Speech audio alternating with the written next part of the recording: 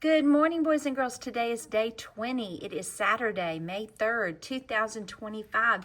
It is day 20 out of 21 days. I cannot believe that we have had 20 days already go by.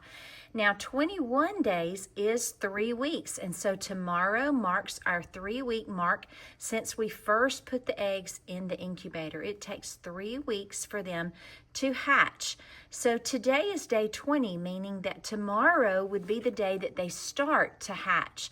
And that's going to be on a Sunday. So I planned it that way because it takes them about 24 hours to get out once they start pipping and zipping. And so if they start tomorrow night, because we put them in at night to start with on day 1, if they start pipping and zipping tomorrow night, then hopefully by the time you guys come in on Monday morning, we will have several that are still pipping and zipping, and we'll have maybe a few that have already completely hatched that you guys can watch and observe during the day.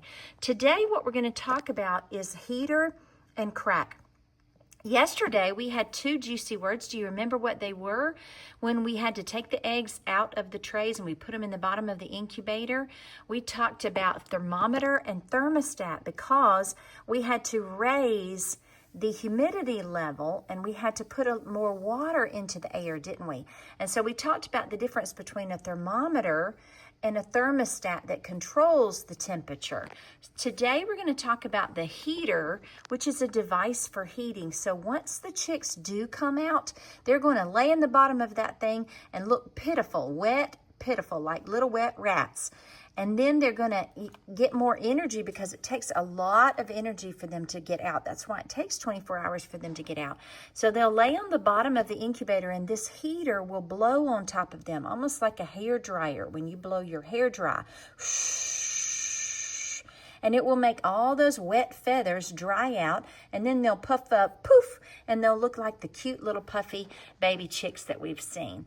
And we're also going to talk about a verb today. We've had several verbs through here. Remember when we looked at our first one, observe? So this is another verb, crack. A verb is an action word, right? So to crack means to do something. What does it mean? To break open. That's what to crack means. So we have heater today. I'd like for you to use that in your writing, and crack. Let's use the word crack and let's use the word heater today in our writing. And then over here on day 20 on our picture, we have the embryo starts breathing air in the air cell and becomes a chick. So the embryo is actually flipped upside down. This bottom fat part of the egg is where the air cell is. This image is drawn incorrectly. But this is where the air cell is. This is where they will start pipping and zipping and making a line across here.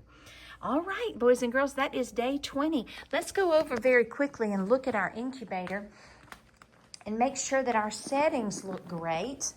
We have a temperature of 99.5. We have humidity level at 74. We want to try to be between 65 and 70, but we followed all the directions of what they said to do. So we poured an entire bottle of water into this bottom part of the crate yesterday. We opened this up. I have closed it just a tiny bit this morning. See where it is? This is all the way open. I've closed it just a tiny bit to try to get us more along 70% instead of 74.